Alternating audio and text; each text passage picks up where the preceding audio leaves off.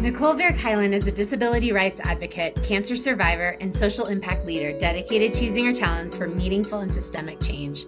She is the campaign lead for So Every Body Can Move and founder of Forrest Stumps. She's an absolute badass and inspiration, and I know you're going to love this one.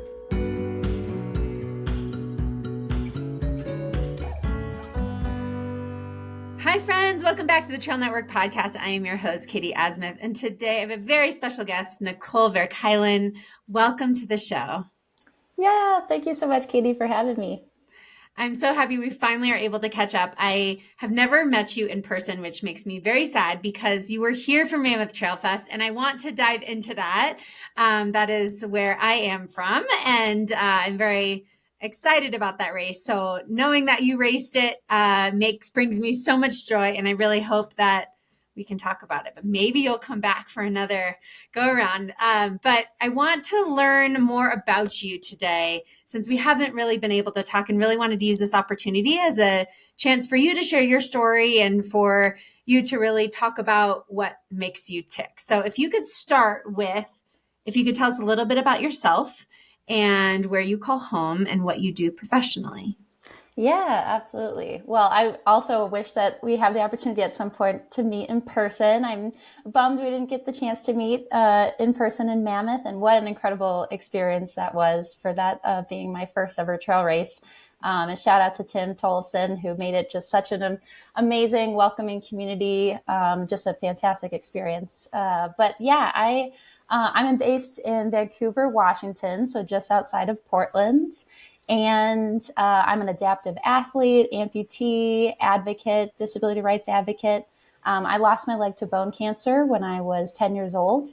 And really the journey that I went on from after amputation to now has really been a fight against insurance in terms of getting access to what I've needed to be active. And what most people don't know is that prosthetics for physical activity or running aren't covered by insurance. They're considered not medically necessary. And so growing up, it was just a constant fight to try and get back into the activities I loved to do after my amputation at 10. Before my amputation, I was playing soccer and softball and, running on the track. And then after that, it was just incredibly challenging to be able to get back into those sports.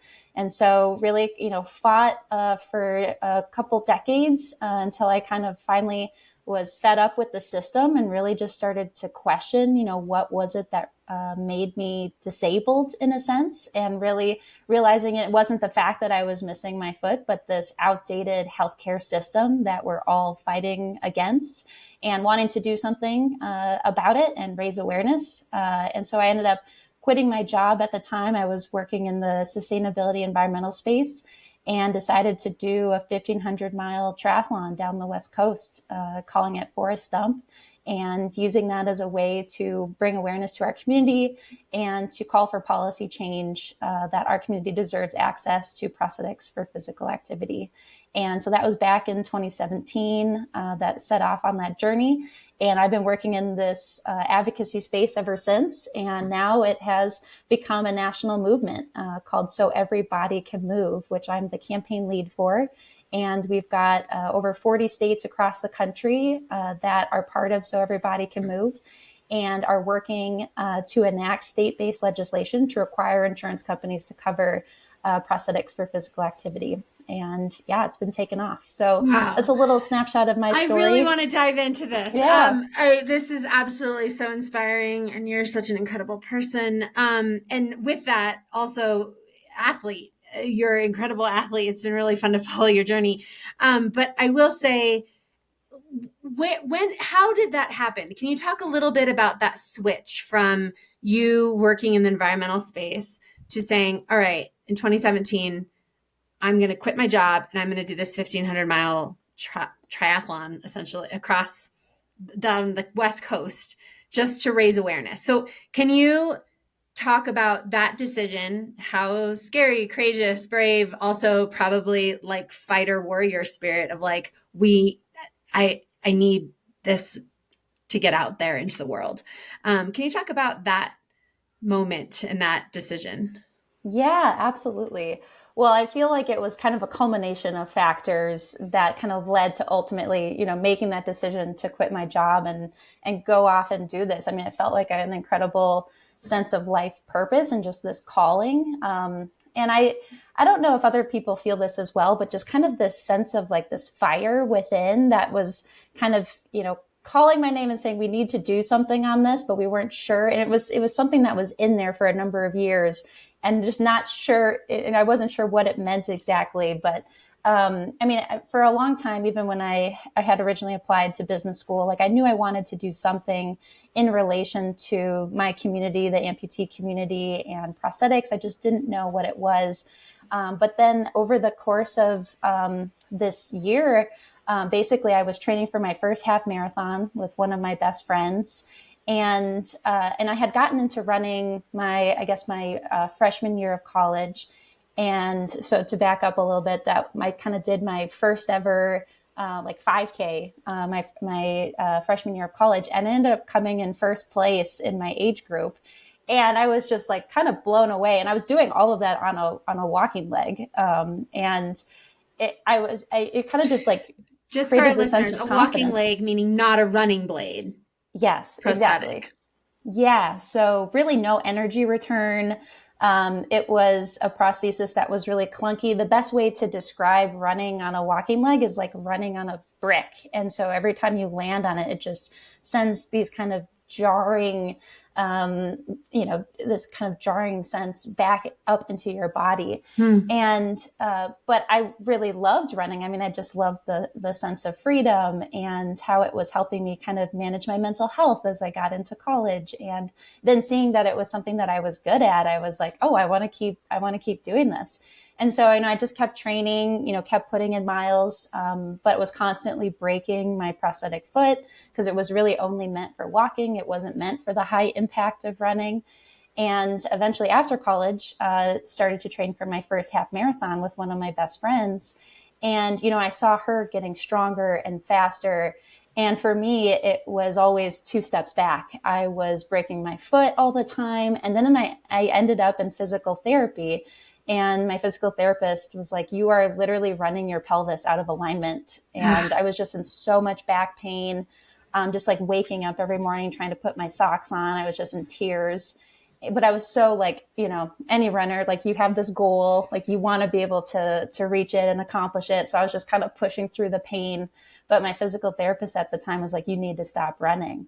And I just would not accept that. I was like, okay, well, let me go to my prosthetist and see, what kind of prosthesis we could make that would be covered by insurance and that would allow me to continue to do this. And so we ended up going through 26 appointments over the course of a year. I mean, I spent, like probably 100 hours in the clinic just trying to work with them on something. And I ended up with the exact same prosthesis that I'd had for the past 5 years. And so I was just incredibly devastated, pissed off, fired up. And at the same time, it was, 2016, the election had just happened. I was learning a lot about kind of political activism and just policy and really leaning more into my identity as a person with a disability. Up until that point, I didn't really consider myself disabled and didn't really, own that. And just kind of all of that kind of culminating with the fact that, I now was faced with this reality of not being able to get what I want. And I'm 25 years old and I'm being told by healthcare providers to stop being physically active. Like none of it made sense. And, I see people out there who do have access to running blades and it just didn't feel right. It didn't feel fair. It felt like this was discrimination against our community and that no one was really raising their voice to it and kind of pushing back. And my mom has always... Excuse me, just real quick. So other people that have running blades, they have to pay $20,000, $30,000 out of pocket for that running blade. Is that right? Yeah. So really the only way that people are getting access up until now that we've got So Everybody Can Move campaign was that either individuals had to pay out of pocket. So $30,000, depending on the type of prosthesis, if they're missing their leg kind of below their knee or above their knee, or they're having to rely on charity to get access. And that's, very inequitable. A lot of people, like, I didn't even know any charities growing up. You kind of have to be in the spotlight, or you have to be at the level of being a Paralympian. And the type of technology, a running blade, is for anyone. It's for a child who's 5 years old, or, a 65-year-old who just wants to run in their local 5K. Like, each of them use the same type of carbon fiber blade as a Paralympian would. And so it's not about, that being at that level, but in a sense, for the disability community, you have to be at that level to get access to be able to run, which is completely not fair. Yeah. So, yeah. So you decided to take off on this 1,500-mile journey. And I'm curious about the planning before that. I mean, that must have been a massive undertaking because you biked, swam, and ran with the same prosthesis, right? You'd never got the running blade. Like, you're still using Right. the same one that you've been using. And that was part of the point, right? Like, I can't get a running blade. So I'm doing all of this without it. Thanks a lot, insurance. So you're the planning behind that, and then creating this movement and the advocacy work and trying to get the word out there. Can you talk a little about that? Yeah. Well, it was actually it's a quote by one of a number of the individuals I'd been working with in the sustainability and environmental space. There are a lot of climate activists. And one of their quotes that I had just loved was this concept of start before you're ready. And I definitely needed to embrace that and lean into it, because I quit my job in July, and we set off on our 1,500 miles on September 1st. So it was very limited amount of time to plan. But I think because of that kind of forced deadline, and when you're so passionate about something, you'll just do whatever it takes to make it happen. And it was pretty amazing. I mean, we had an incredible team. My mom was the one who booked all of our campsites down the coast. I mean, it was really kind of just a beautiful, family, friends-based team that were just coming together because we felt like we needed to do something about this. And it was my best friend, Kathleen, who that we had been training for the half marathon together. She was doing a lot of the logistics and coordination. And then myself and my partner at the time, we sat down and we're like, okay, where do we want to stop? What is this whole, journey going to look like? And yeah, it was quite the logistical feat to put that all together. And it just feels last minute, like the stars aligned. Like. Very last minute. And very last minute. Hopefully this campground has an opening. And yeah. And so everybody's like, let's go. We're on board, because we're just as fired up and frustrated about this as you are. So you have your family and friends around you for this adventure. And tell me how you decided to go to the places you were going. Was it just sort of convenient to go to certain spots? Or you're like, I really want to get in a bike here. I want to get in a swim here. How did that work? Yeah, so we wanted it to be kind of a triathlon, so swimming, biking, and running, to show that in each one of those activities, you could use a different type of prosthesis. And I was using just my everyday, walking leg. And really the question was whether or not that prosthesis was going to survive the journey. And, I'd quit my job. I no longer had health care. I had no longer had any insurance. So it was a pretty big risk, to go off and to do this. And not only that, but the team that we went with, my friend Kathleen, had literally just learned how to bike. I had taught her how to bike. She didn't know how to swim. It was just a rough and tumble, just passionate group, which was, just amazing. But yeah, I mean, it was just the passion that we had to go down the coast. And I think we really based it off of this sense of adventure of what felt inspiring to us to see, and also that most people with disabilities might not have the opportunity to go and do. And also, let's stop at some of the biggest, cities as we go down the coast, and let's hold, some meet and greets and some presentations, and just have the opportunity to talk to as many people as possible. And also at the very last minute, this was in August, right before we left in September, we started chatting with some kind of friends through the University of Michigan, because we had all kind of graduated from there. And they were like, hey, we'd love to film a documentary of this. And I was like, all right, come on along. Let's do go. it. Join the group. Yeah. Yeah. So a lot of what we did as well is like, okay, let's get some really great shots at some like really beautiful parts going down the coast. So yeah, that was kind of what dictated our decisions of, you know, where to go. But yeah, there was one of my favorite parts was the swim that we decided to do was called the Shark Fest swim. And it was an organized swim, thankfully, underneath the Golden Gate Bridge.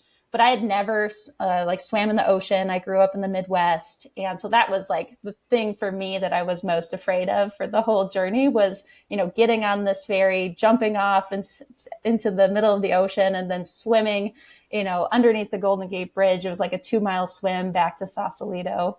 And that was quite intense, but I loved it. I would do it again in a heartbeat. Wow. Oh, I'm so sad I have not watched the film yet. But so the name of the film is Forrest Stump. It's actually called 1500 Miles, but you can Okay. find it on forreststump.org. Okay. Yeah. Okay. I need to watch it. I'm so excited. That's what the plan is for today. So everybody else, 1500 It's miles. 17 minutes long, short film. It's premiered in 16 international film festivals. So it's an Wow. opportunity. If you've got just a few minutes, you can watch it. Oh, I love it. I'm definitely doing that. And so after this incredible adventure, you finish the journey, you have a documentary. I'm sure you then are like, now what are we going to do with all of this? And that's when you founded Forrest Stump. Is that right? Am I getting the Yeah. timing right? Okay. So Yep. you're the founder of Forrest Stump. Tell me about what Forrest Stump represents for you and what the mission is of the organization. Yeah. Well, at the end of that journey too, um, and kind of what had inspired, you know, then for us to found Forest Stump is knowing, you know, this was kind of the first opportunity, but there was still so much work to be done.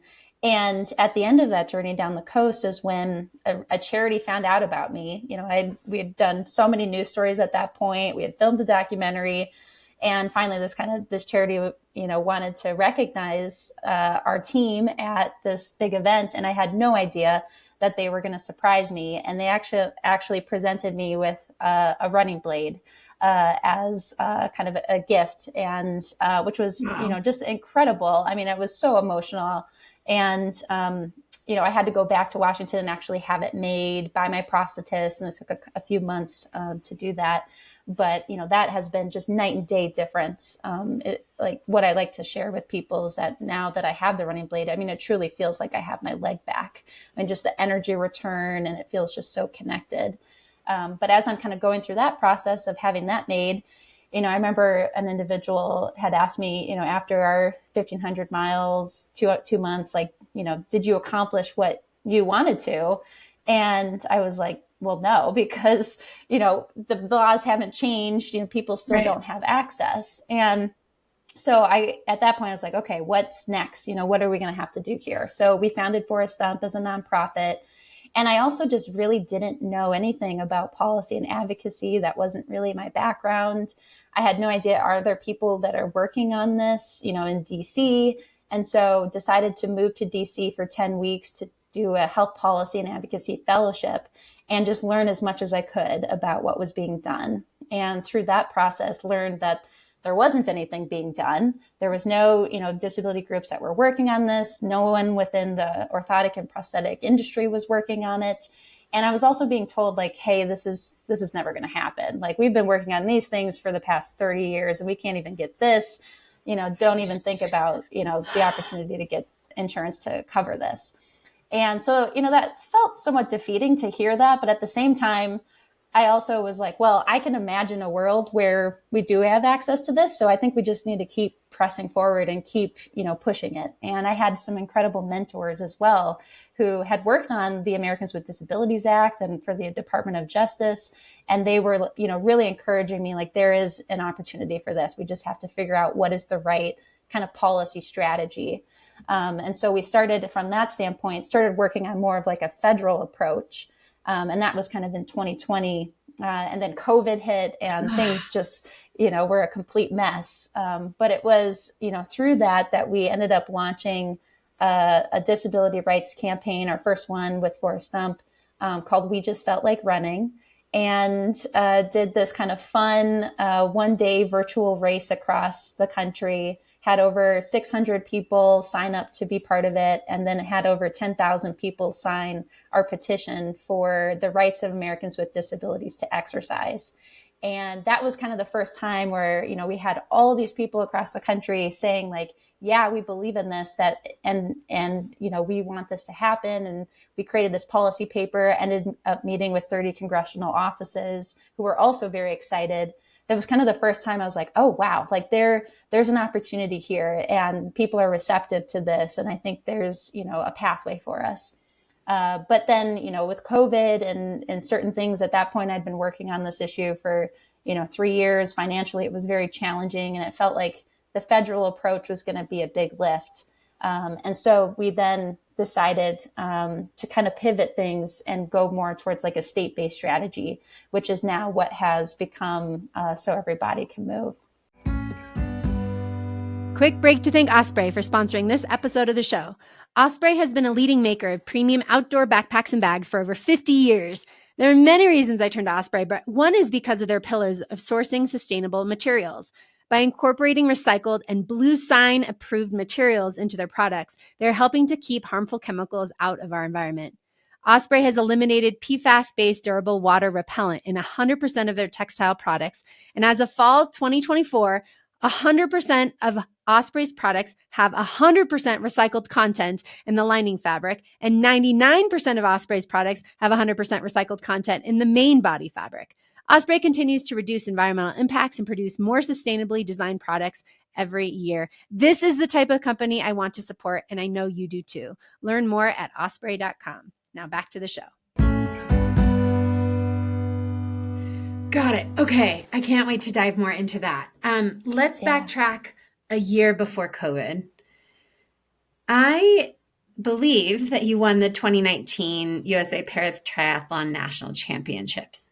Okay. So while you're working on all of this, you're also training really hard because to win is a big deal. To even get in is a really big deal. So I just wanted, if you could talk a little bit about that sense of continuing to be an athlete and using, maybe it was part of your inspiration, was to try and keep pushing yourself to be, up in the front, and you're like, look, I'm here. You can't ignore me.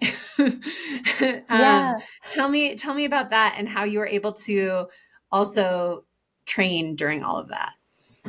Yeah. Oh my gosh. Thinking back on that. I mean, it was very difficult, definitely, to balance it all. But it was also something that I had never really had the opportunity to do that growing up. I was on some sports teams kind of growing up in my high school, and I tried, the best I could, but I never really felt like I had the opportunity to really train at a level that I wanted to because I didn't have the right prosthesis. And also growing up, my coaches never really, I would say, pushed me hard because they were like, yeah, just try your best, just finish, that type of mentality, versus having a coach who was like, no, I see potential in you and I want to push you to reach that potential. And so really during that time after getting my running blade, I was like, I owe it to myself to just, put myself out there and train and see what I'm capable of and kind of heal that side of me that I had lost, as a kid. And so it was just an incredible thing. So I met Jamie Brown, who's a Paralympian triathlete, and he, took me under his wing and said, I'll coach you for this. And I was like, okay, let's just go for it. How did you meet him? Yeah, I met him through the Challenged Athletes Foundation, and the Challenged Athletes Foundation was the charity that ended up granting me my running blade. And so it was at an event actually at the Nike campus in Portland, and I had the opportunity to meet other people with disabilities, and Jamie was there. And I remember one of my friends who is at Cornerstone Clinic, Robert, he was like, hey, he kept nudging me, with his elbow, and he's like, you go talk to that guy. Like, I think you should chat with him. So I started chatting up Jamie. I was telling him, some of the triathlons that I had done prior to getting a running blade, and I had placed in my age group in those, just with the walking leg. And Jamie was like, oh my gosh, wow, really? I'm so impressed. And I was like, yeah, I would love to kind of get back into it. And he's like, well, I would love to coach you. Let's go for it. And so, yeah, he kind of set me on the path, and I got into paratriathlon, and, within that first year, qualified to be able to go to the national championships, won gold at that. I think there were other, I'm trying to remember like some of the other things that I accomplished within that year, but I mean, that was kind of the big one, being able to win that. And I thank Jamie. And I was on my way to try and qualify for the Tokyo 2020 Paralympics. And, with COVID, things just, kind of directed me on a different path, which I'm really grateful for as well. But grateful for that experience and that time, and just the sense of healing that it brought to me as an athlete. I'm curious about the community that comes with adaptive athletes. I mean, you have to seek that community out, I imagine. And it sounds like in this circumstance, Jamie kind of fell into your lap, but also he's not with you every day, helping you get through all of this training, right? It's more remote, I'm assuming, or maybe you guys were together. Yeah. I don't know. Okay. So how did that go? Okay. How did that go with difficulties with the prosthetic or with training, or was it, going through all of those problems and challenges along the way? Was it Jamie was your kind of thought partner through that? Did you have a larger community of athletes that you leaned into? Can you talk about that? Yeah, absolutely. I mean, I think it was a combination of, FaceTiming one another, Jamie sending me videos, but also connecting with other athletes as well. But, since I was just getting into it, I really, didn't know a lot about like how to use the running blade now, how to make sure that it was aligned properly, what type of tread to use, like all of those things, or even just the sores that develop on your skin. How to structure your workouts so that you're not having constant skin breakdown, or if you do have skin breakdown on your stump, to take a day off from running, like how to manage a lot of that. And Jamie definitely was there for me, like through the thick and thin of all of it, to be able to answer those questions.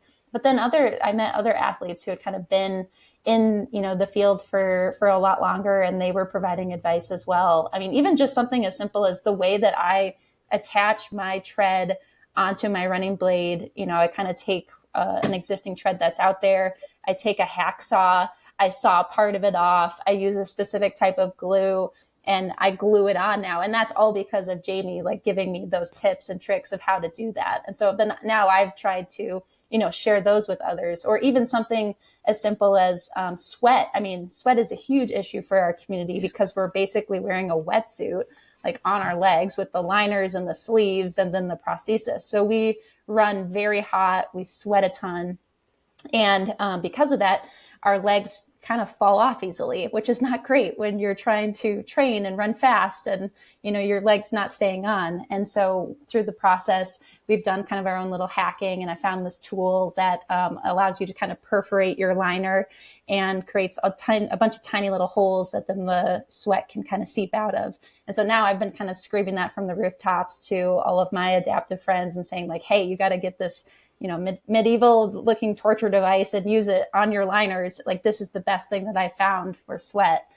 So yeah, it really is truly word of mouth, and the community is just incredible. I owe it to the community that, for the reason that I'm in, where I'm at now, and also for doing Mammoth. I mean, that was such a community event too. Like, I don't think any one of us might have done that alone, but like together we felt like we were able to go and, accomplish this big feat because I want to get to that, believe me. Yeah. But I do have some other questions before we get to Mammoth, because I also read that you worked with Specialized with Dr. Andy Pruitt on cycling biomechanics for amputees. Can you talk a little bit about that advocacy, how you were able to optimize your fit on the bike, and what you gained knowledge-wise through that experience, and how you can give that information to others? Yeah, absolutely. Well, shout out to Andy and also Greg Kaplan. So it was, the whole, all of the connections I've kind of had over the past years through Forrest Stump. It's always been so kismet, like how, Mm. people have come into my life, and just I'm just so grateful for so many people who have just been so giving. And I had originally met Greg's mom, Gail, in Michigan, and so she had called up her son Greg and said, "Greg, you got to help, these girls out. They're doing this 1,500 miles." And Greg was like, "I'm on it," because he worked for Specialized, and so invited us in as we were going down the coast, and got to do a presentation, and he hooked us up with all kinds of gear.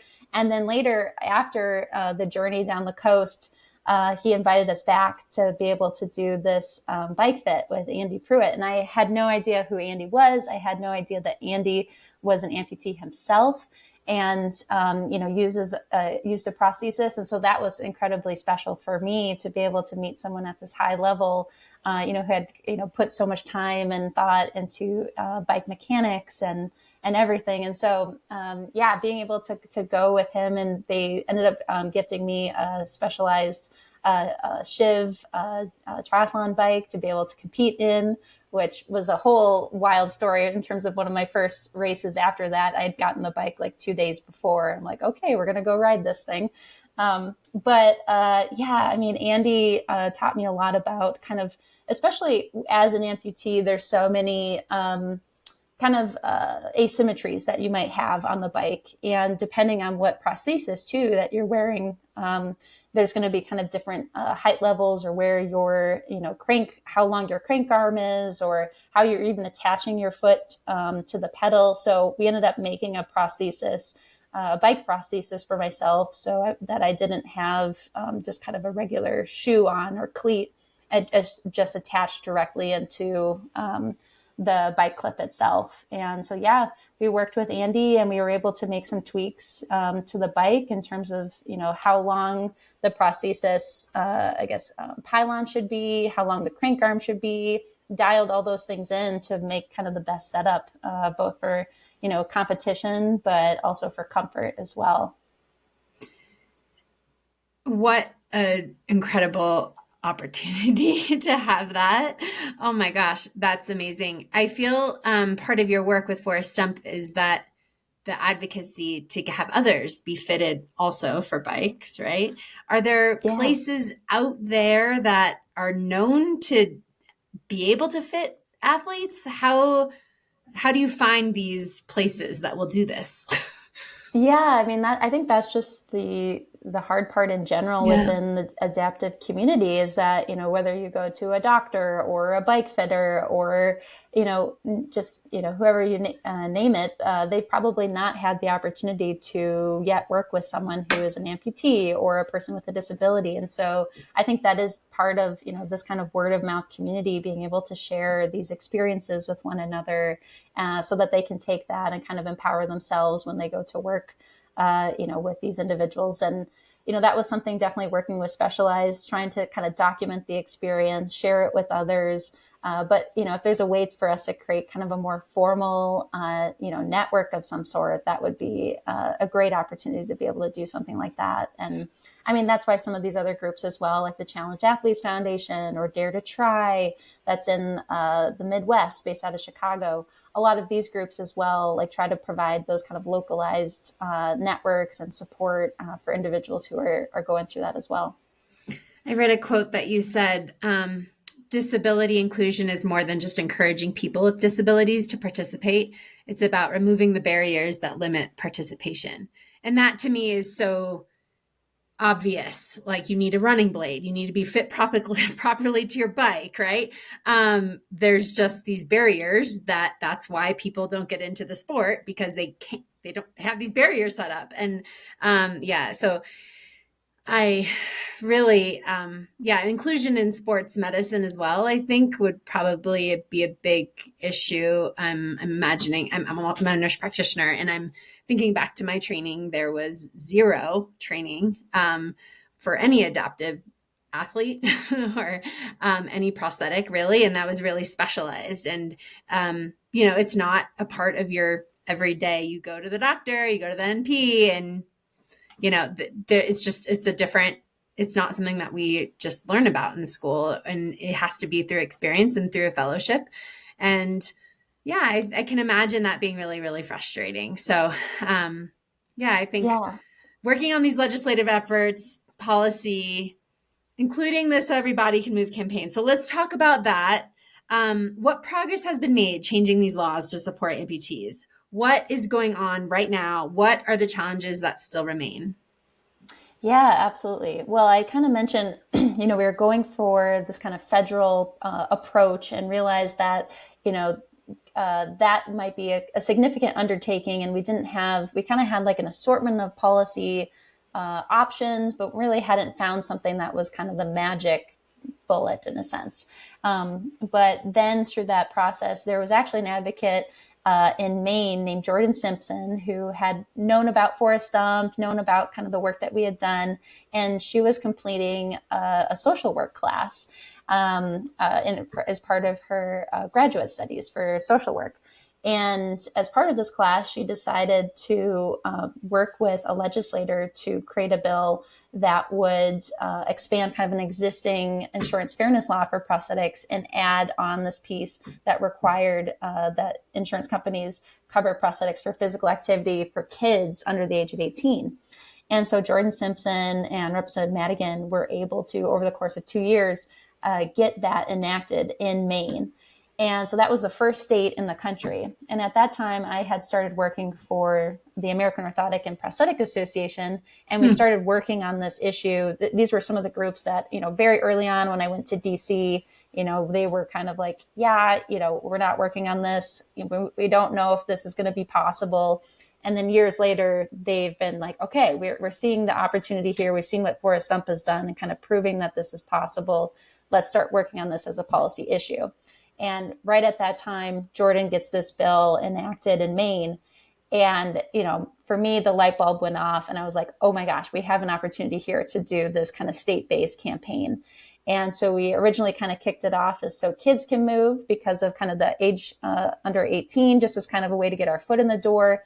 And then as we started building advocates and recruiting them, it quickly took off, and advocates were like, no, we want this to be for all ages. And so quickly shifted to So Everybody Can Move. And that was just 2 years ago.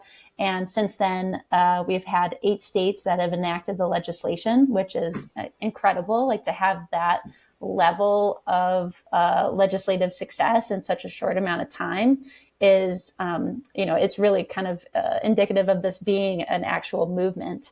And we've recruited 40 states across the country that are now part of it, that have built coalitions. We've introduced bills now in 22 states. And just this year alone, we've got 12 bills that are going through the pipeline and current, in addition to where I live, Washington, as well as Oregon. Last year, I got to testify in Minnesota, and that bill was enacted. And that's where I grew up, in Minnesota. So that was just like totally, full circle to be able to be there. My dad, was there when I was testifying. And so to be able to have that bill enacted in the state where I was denied all of those years was just like a very emotional experience. So, Yeah. I mean, I'm getting emotional here. group. I'm thinking about how you said earlier, I have a dream right now. This could be possible. And everybody said, no, girl, you are 30 years down the road. Welcome to the club of trying to get things done in this country. And you didn't take that for an answer. And now you're the campaign lead for So Body Can Move. And wow, what success. Incredible. Just incredible. Thank you on behalf of a citizen of this country for the work that you've been doing. You just had something recently. Last week we were supposed to record and you said, I can't because there was new legislation that came up that you had to work on. Can you tell me about what you're working on right now? Yeah, absolutely. Well, as is the nature of the legislative sessions in a lot of our states, things get scheduled very last minute. So we had a public hearing that got scheduled last week, so we had to reschedule our recording together. But it was in Washington State, had to go up to Olympia to testify. And thankfully, we were voted out of that committee 9-2. So overwhelming majority. Now it's heading to the Rules Committee, and then from there we'll head to the Senate floor for a final vote. But I've got my fingers crossed. I'm knocking on wood right now, but things are looking really positive that Washington is going to soon become the ninth state as part of our coalition that has been able to successfully enact this legislation. So this will also be, incredibly full circle for me as well, considering, back in 2017, it was in Washington state that, we started the journey with Forrest Stump. Forrest Stump is incorporated in Washington state, and this is where I have all my prosthetic care done now. So it's going to be a big celebration, knock on wood. I never want to jinx ourselves, but, shout out to our incredible team who's just been putting in, a lot of blood, sweat, and tears, and our lobbyists as well. And that's the thing that I want to share, this movement, So Everybody Can Move, although it started kind of with our original journey with Forrest Stump and my story. I mean, there are so many individuals out there that have experienced the same type of pain and just inaccess over the course of their lives. And what has inspired this incredible community of people is because of those stories and the fact that, it's not just me, it's so many of us that are experiencing this. And the reason these bills are getting enacted and that we're seeing the success is because of all of our volunteers and our leaders across the country. So I just want to give credit to everyone that's part of So Everybody Can Move. That speaks out. It sounds like speaking out, telling your story is a big part of this advocacy work. How can people support you and your campaign? Yeah, I would love for people to check us out. Going to soeverybodycanmove.org. There's a way to donate. There's a way to become an advocate. There's a way to look at our map and see what's happening in your state. And if you want to get involved, you can also follow us on Instagram at soeverybodycanmove. We're going to be doing a challenge this coming July that we call the 28 by 28 Mobility Challenge. And the reason it's called 28 by 28 is because our goal is to get 28 states to enact this legislation by the Los Angeles 2028 Paralympics. And what we found is movements like this, when we can get past that 25 state mark, now you've got, majority of states, you can then pursue a federal bill.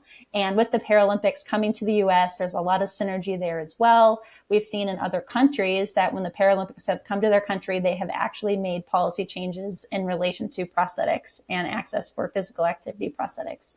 So there's, a lot tied up into that goal, 28 by 28. But in July, we'll have this mobility challenge and we'd love for people to take part. What we ask is for people to sign up and get active for 28 minutes a day for 28 days and to help donate and to help fundraise as part of the movement. So keep an eye out for that on our website as well. I didn't think about that, how having the Olympics here, the Paralympics here could bring the eyes are on our country. How are we going to manage this? Yes.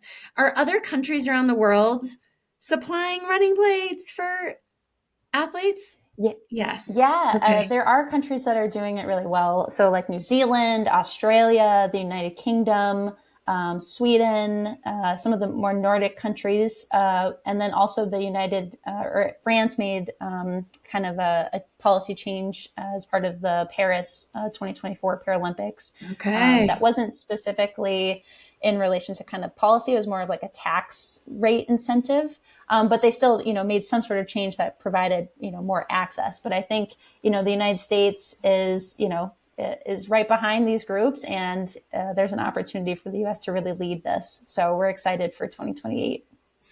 Amazing.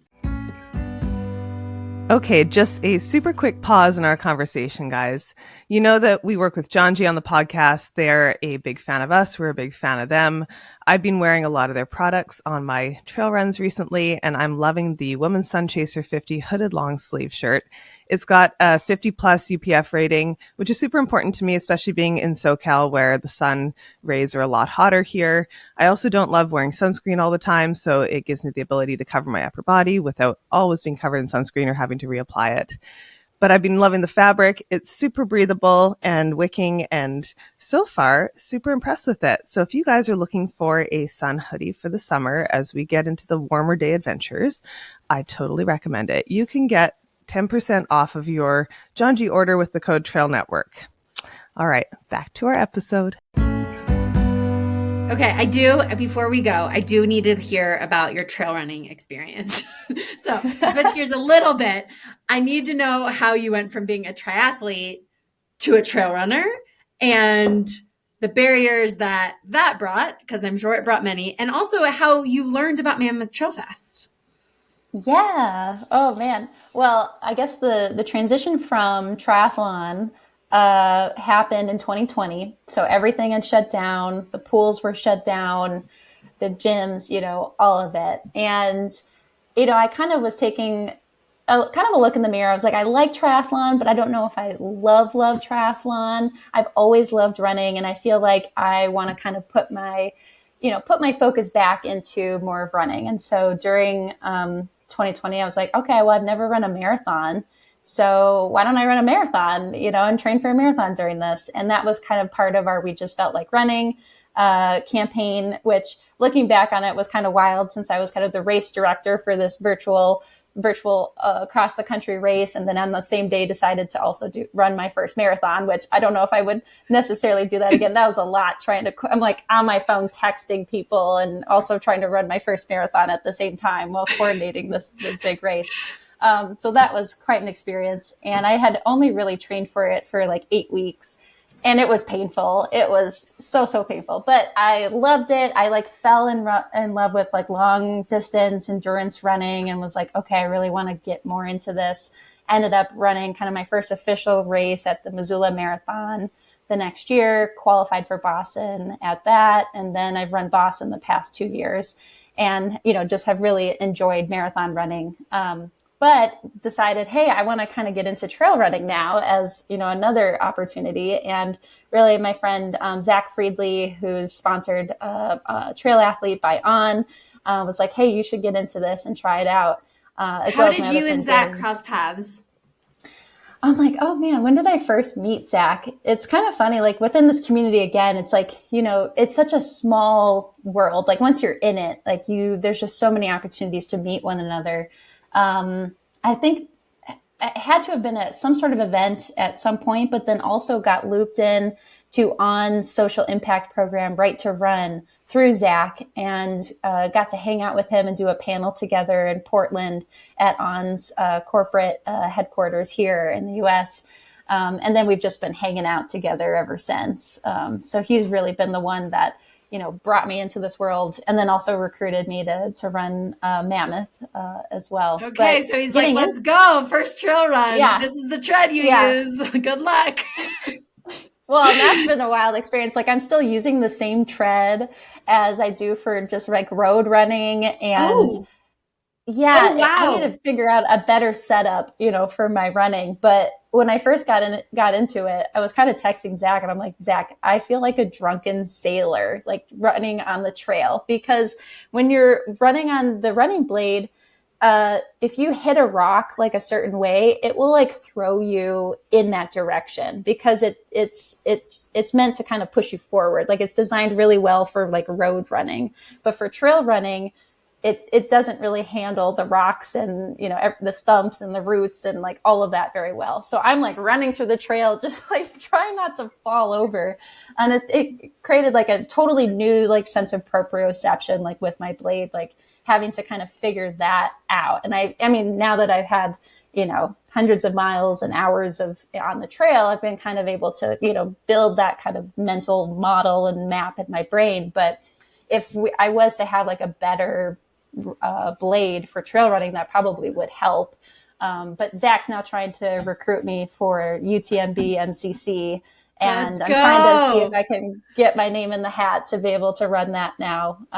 But yeah, I've just fallen in love with the trail running. It's really brought like a sense of like just fun and adventure, and just brought me back to like why it is I love to be active, and just to be able to be out there and move my body and be part of the community. And I just feel so grateful, every day that I get a chance to wake up and go running.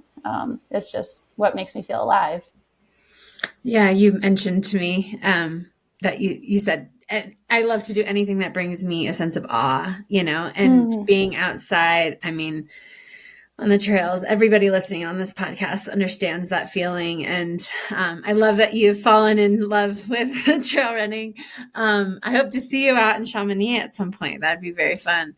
Okay, but back to Mammoth Trail Fest. You've ran Mammoth Trail Fest. I'm very curious because I also helped Tim with organizing, and Hillary, the race. And so I'm curious if there's anything you would change about the event, because we're really trying to make it kind of gold standard trail race for adaptive athletes. Is there anything we would do different? Is there anything, or maybe a call to action for other race directors across the country, what they could do to make their race more,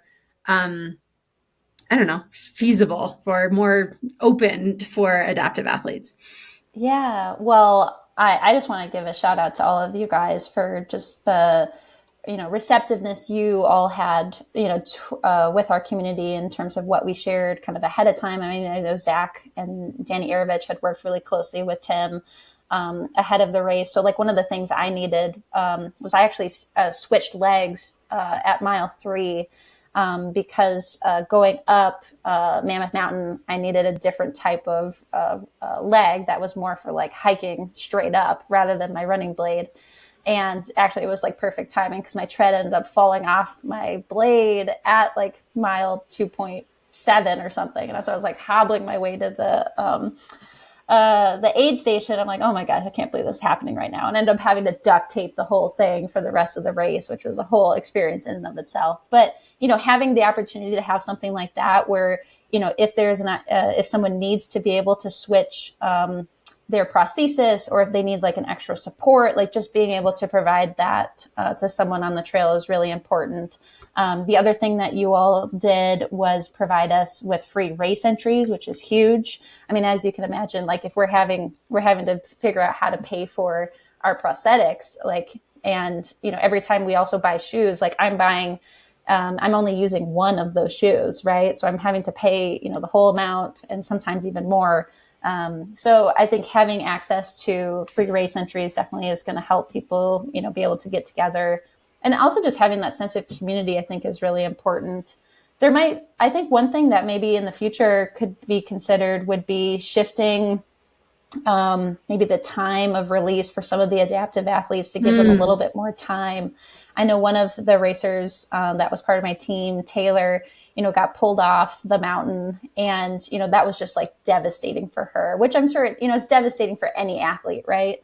But being able to have a little bit more time, just knowing that, for our community, we are, using a prosthesis and we're expending, a lot of energy and are just not going to have the same times as non-disabled athletes because of the energy loss that we have. I think that could be an opportunity to maybe provide a little bit more kind of equity so that individuals might be able to have the opportunity to finish the course as well. But overall, I think our entire community felt so supportive, so welcome. I know so many people, said really nice things to me on the trail as well. Very encouraging. So I think the culture that you guys have created at Mammoth is really beautiful as well. I love these. Thank you for these little tidbits. That's really helpful, and we can make changes. And that's the whole point, right? Is that we have to learn how to be better and better every year. So that's super helpful. Will you be coming back next year, or this year, I should say? Potentially this year. I've signed up for Run the Rut as another trail race. That's going to be close. Yeah, so that's a little tight, that timeline. Okay. Yeah, but if there's an opportunity to come back the following year, I would love to do that as well. That's awesome. And I saw this year that 6 weeks later, after Mammoth Trail Fest, you ran Run the Rock 50K. Yeah, that's actually that's what you're wearing. Right okay. Now. So that's a big turnaround. I'm imagining you run your first 26K up 11,000 plus feet to Mammoth Mountain Summit. And then 6 weeks later, you're running another 50K. What was that turnover like? I mean, how did your stump handle that pounding and the trail? Was that different than your usual kind of recovery after a race? It seems like you were ready to go for another 50K. Yeah, I was just so inspired after Mammoth that I was like, oh, I just want to sign up for another trail race and just go for it. I don't know if I've started working with a coach now. His name's Eric Orton. He works with Zach Friedley as well. Okay. One of the authors of Born to Run. So I'm not sure if he would have recommended necessarily that I run that at that time or not. But I mean, I just felt really excited to just go out there and just have some fun with it and just see what I could do in terms of hitting the cutoff times. I think that was actually, I was a little nervous going into it, but, ended up hitting that. And kind of as I was closing in at the end, I was like, I just want to keep running. I don't want it to end. I was feeling kind of sad at that point. So my next, goal would be to run the 50 miler and see how my leg does with that. During the first 5 miles of the race, I ended up having some pretty intense swelling and kind of cramping in my residual limb, my stump. And at one point I was like, I don't know if I'm going to be able to finish this. So I was kind of trying to do whatever I could. I was taking in salt, trying to see if that was part of the issue. I stopped for a little bit to massage my stump and kind of just fix that. And then I realized it might have been a suspension issue. Where sometimes your leg can kind of cramp up if it's trying to hold on to the prosthesis and it's not able to, have good suspension. So I grabbed some electrical tape that I had in my bag because now I carry that with me anytime I'm going on some major run. And I just put the electrical tape around it and then had a better seal and better suspension. And I mean, I think that's the fun part of trail running that most people, have to experience at some point is you have to kind of figure out as you're going, these quick fixes. And I think having a prosthesis kind of takes that to the next level of figuring those things out. But yeah, overall, it was an amazing experience and can't wait to do the next one. I love it. How can people reach you if they want more information about how to run trail races as an adaptive athlete, and also just how to connect with you? Because I hope that people are inspired by this interview and feel a sense of urgency regarding everybody, so everybody can move. How can they reach you and connect? Yeah, I'd love for people to follow me on Instagram. I'm at Run Forrest Stump. Send me a message. I'm always here to help. I've had lots of adaptive athletes reach out to me over the years of hey, what should I do for my running blade now? I mean, and I'm basically, taking what I learned from Jamie and the individuals before me and some of the things that I've learned and just passing it off to the next. So it brings a lot of joy to me to be able to share that with others. So, my inbox is always open there. So would love for people to reach out to me. So at Run Forrest Stump. And then again, just sharing for people to follow at so everybody can move as well. And it sounds like maybe Run the Rut and potentially Mammoth Trail Fest again, and maybe in Chamonix in the next year or two. So big things on the horizon for Nicole. We are so happy to have you as a trail runner here as well. Welcome to our community. And we're so happy and really hope that more adaptive athletes can join trail races. So thanks again for coming on the podcast. Is there anything else you'd like to leave our listeners with? I just want to say thanks, Katie, and thanks for welcoming me into the community. I hope that other adaptive athletes, can hear this, or other individuals hear this as well, and just welcome the community, the adaptive community in, and just know that there is an incredible group of people here that want you to be part of it. And I think that's important for the disability community to know that we're here, here to help, and we want you to be part of this community too. Thank you, Nicole. You're such an inspiration, and wow, what a just incredible privilege it was to have you on. Thanks, Katie. Wow. Thank you, Nicole, for sharing your story. You are a fighter and an inspiration.